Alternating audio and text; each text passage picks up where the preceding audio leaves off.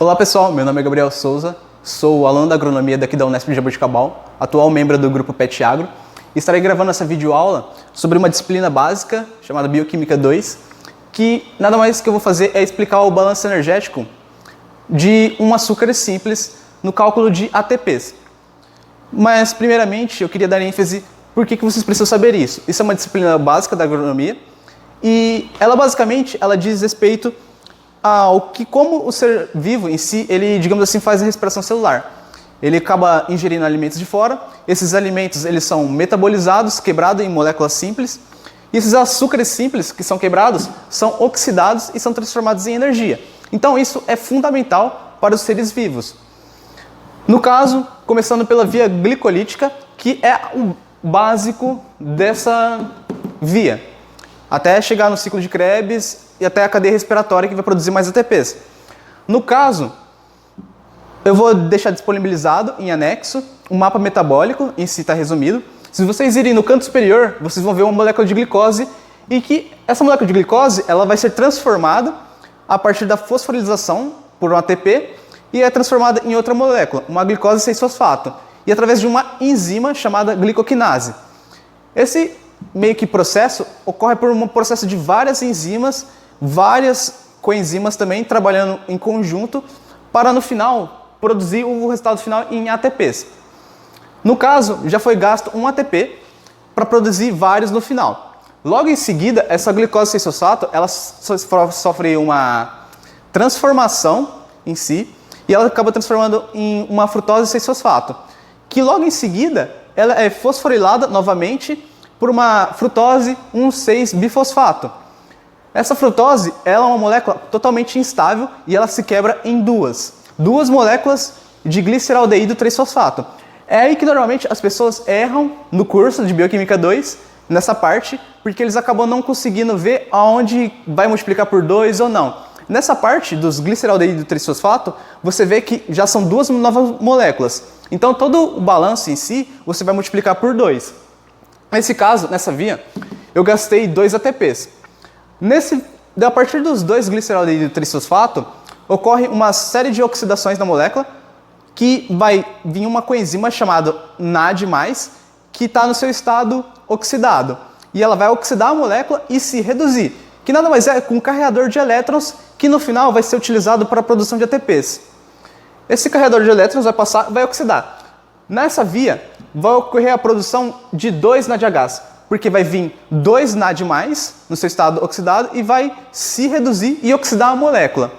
Como são duas moléculas, então eu preciso de 2 NAD+, e eu vou produzir 2 NADH.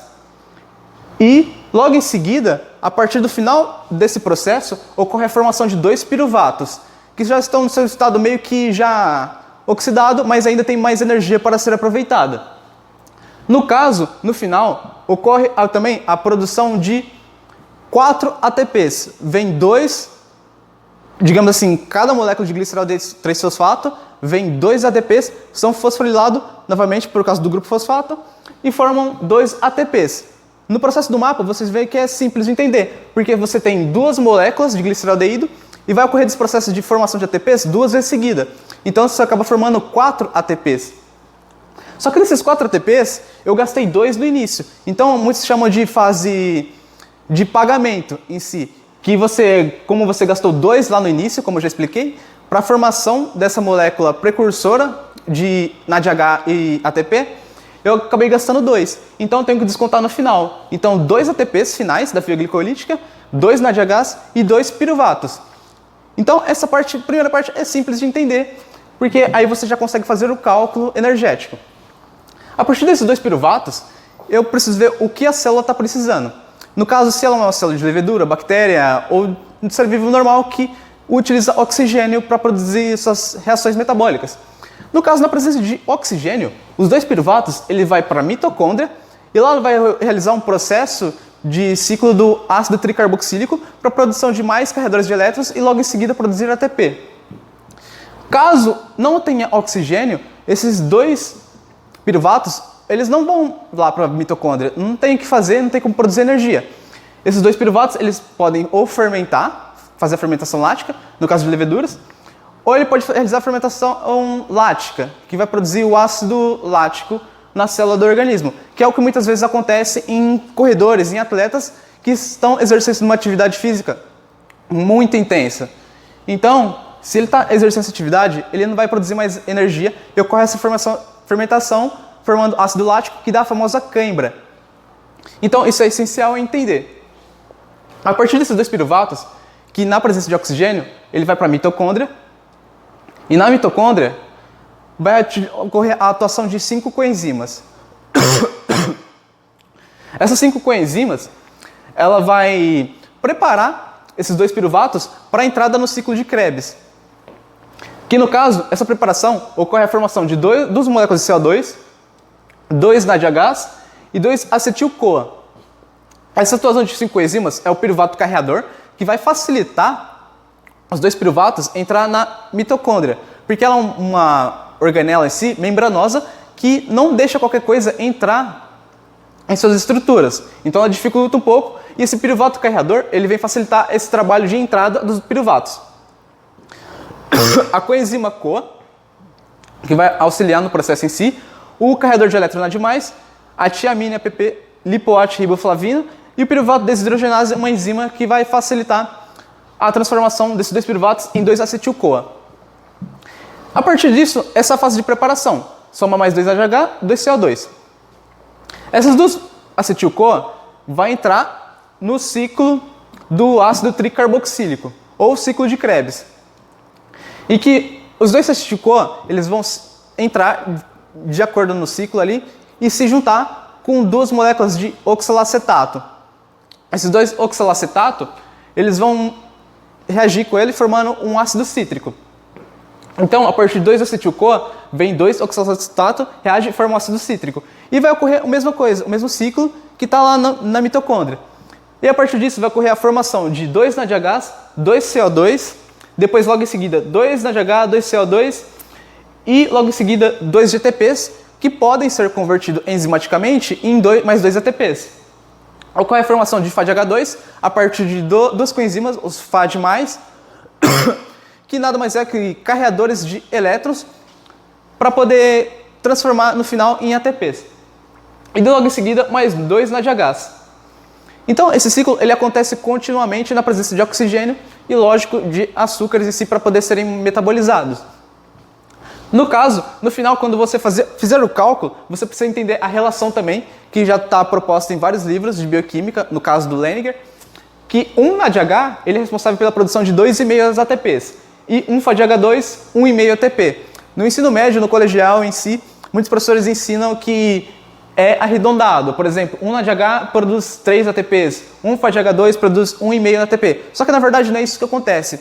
Quando você estuda a cadeia respiratória mais aprofundada, que eu pretendo fazer uma videoaula específica para isso, você vê lá que na produção de H+, no balanço energético em si, ocorre meio que essa quebra assim, 2,5 ATPs, porque vai ter um H+ lá na cadeia, no equilíbrio osmótico lá, e não vai ser 3, vai ficar um H+ lá e vai ser responsável pela produção de mais um ATP, juntamente com outro H+ de um FADH2, provavelmente. Mas que vai ser esse valor exato, que é 2,5 e 1,5, para fazer o cálculo. Você agora só precisa entender que para poder fazer o balanço total de ATPs, você precisa somar, basicamente, o que foi produzido.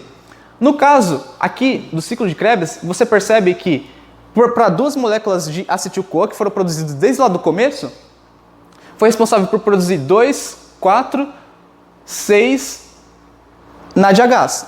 Esses 6 NADHs você vai somar. Mais 2 GTPs, que podem ser transformados em ATP enzimaticamente, e 2 FADH2 também. Então, você soma com esse e soma com o balanço que você fez na preparação, que no caso é os 2 NADHs produzidos e os 2 NADHs da via glicolítica, mais os 2 ATPs. Que no final, se você multiplicar os 10 NADHs que você somou por 2,5, você obtém 25 ATPs. 2 FADH2 são responsáveis por produzir 1,5 ATP, que no caso, se você multiplica, dá 3 ATPs. Então agora você somou 28 ATPs. Mais 2 ATPs aqui, 30, e que no final da via glicolítica você teve o resultado final de 2 ATPs. Então, que no final você vai acabar somando, dá 32 ATPs. Então, você percebe que uma molécula de glicose ela é capaz de produzir 32 ATPs. É energia.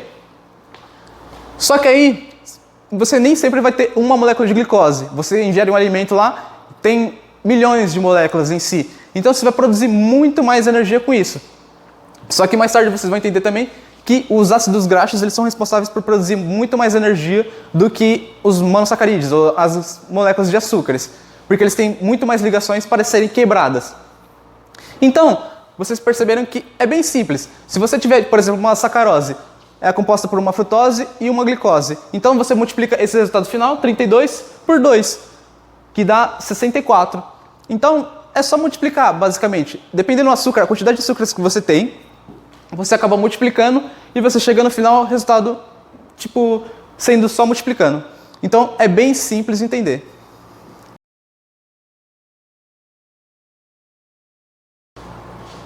Olá novamente, pessoal.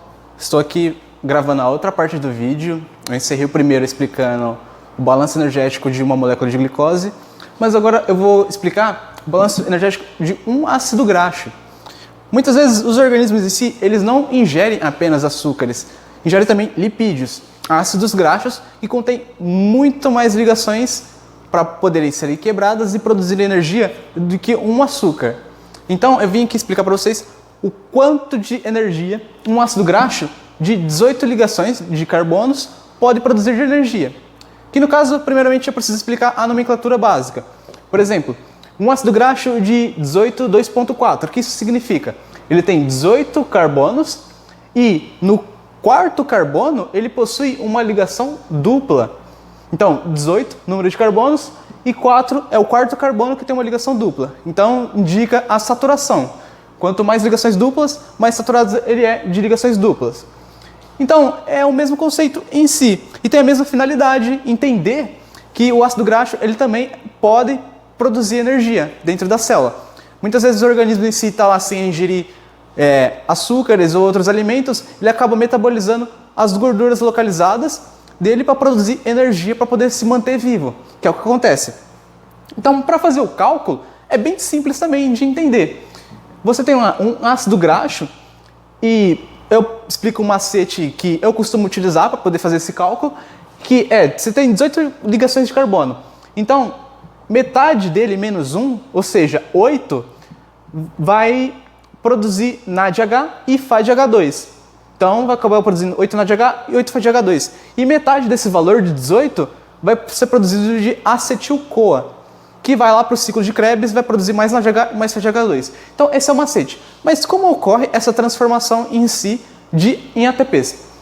Você tem lá o ácido graxo, está lá no citosol da célula, e ele precisa entrar na mitocôndria. Mas para ele entrar, ele precisa de um auxílio, uma ajudinha, para poder entrar na mitocôndria, que é uma organela membranosa, e ela não permite a entrada de nenhum outro elemento assim, a não ser que tenha alguma coisa para facilitar essa entrada.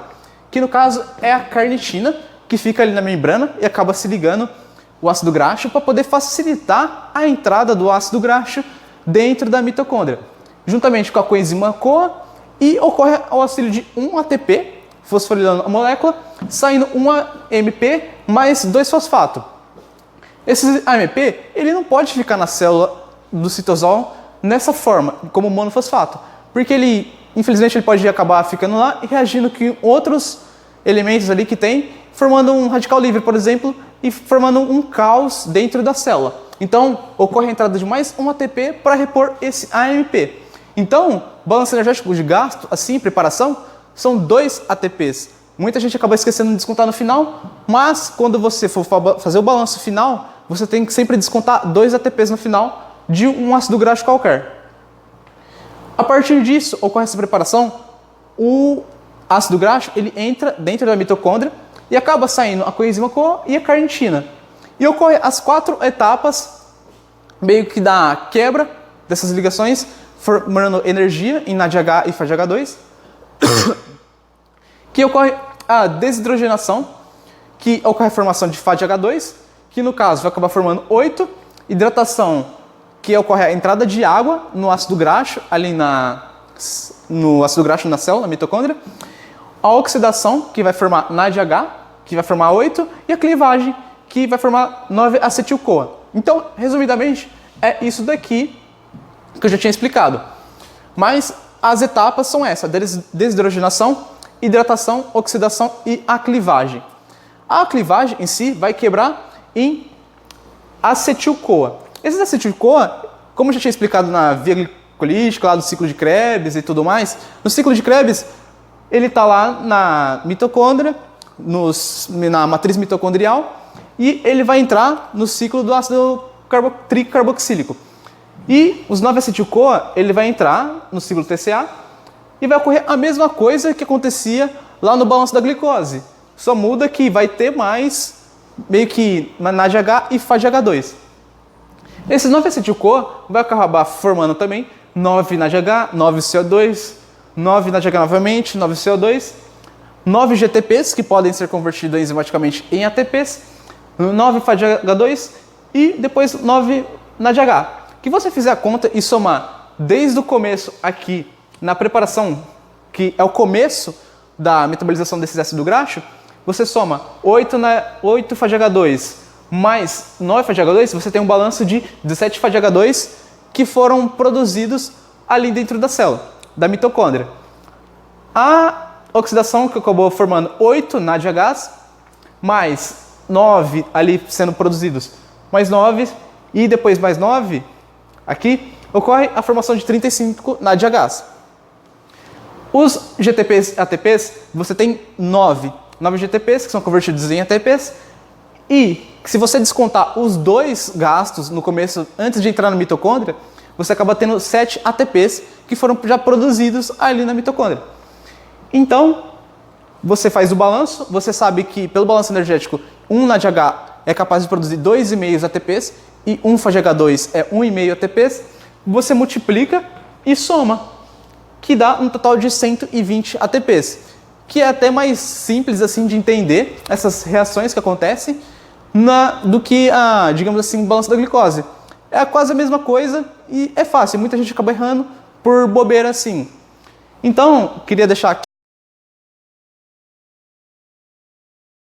lá novamente, pessoal, eu havia me esquecido de um detalhe dos ácidos graxos, é que a gente calculou um ácido graxo, cálculo a partir de um ácido graxo par, de 18 carbonos. Mas e se ele for ímpar? Muda alguma coisa no cálculo, por causa das reações em que acabou acontecendo. Por exemplo, a gente fez de 18, agora eu modifiquei para 17 carbonos, para ver o que acontece. 17 número de carbonos, uma dupla ligação no quarto carbono. A diferença acaba sendo o seguinte: você modifica esse ácido graxo 17 para um de 16. Por exemplo, eu estou com 17 carbonos e eu vou alterar para 16. Então, metade menos 1 é 7.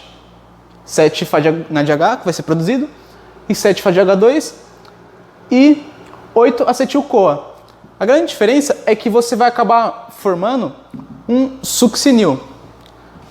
Como que ele é um ímpar, ou seja, vai acabar sobrando um carbono e não 2 no final. Então, quando ocorrer a clivagem, vai ter um carbono só e ele acaba precisando ser modificado para formar um succinil. Que no caso, o succinil ele é um metabólito, ele é uma molécula que vai estar no ciclo de Krebs, que faz parte do ciclo. Se vocês pegarem o ciclo como um todo do TCA no mapa, vocês vão ver que o succinil ele apresenta um carbono só, apresenta a coenzima CoA também. Então, esse succinil, ele que vai acabar produzindo a partir da clivagem, vai para o ciclo de Krebs. Então, o processo todo é basicamente o mesmo, se você fazer.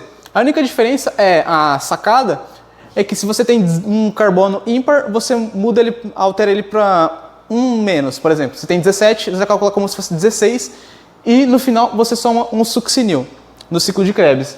Então, a desidrogenação vai ter 7 FADH2 sendo produzido, vai ter a hidratação, a oxidação vai acabar produzindo 7 NADH, e na hora da clivagem, para formar o acetil-CoA, vai ocorrer a formação de 8 acetil-CoA, mais um succinil que vai entrar no ciclo e vai aproveitar uma parte do ciclo de Krebs também. Por exemplo, você tem lá no mapa os 8 acetil-CoA produzidos vai formar 8 NADH, 8 CO2, depois logo em seguida 8 NADH, 8 CO2. Nessa parte do ciclo, se vocês repararem, existe uma molécula chamada succinil-CoA. É aqui que esse succinil acaba entrando no ciclo. Acaba entrando aqui e ele acaba produzindo um GTP a mais. Então, ao invés de você ter 8 aqui, que era o 8-acetil-CoA, vai acabar formando 9 GTPs, que pode ser convertido em ATPs, 9 FADH2 e 9 NADH. Se você fizer o cálculo, você vai ter 32 NADH sendo produzidos, 16 FADH2 e mais 7 ATPs, com 2 ATPs gastos lá no começo para fazer a fase preparatória para o ácido graxo entrar na mitocôndria.